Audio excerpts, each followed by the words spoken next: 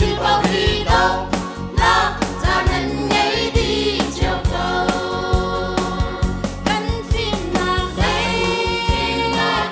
cánh chiang ngạc ngà dòng ở lót đi ta sẽ vẫn lâu đi lên trong hoa đi khát khát à chút anh đi về thế cầu lại tan đi anh liang đi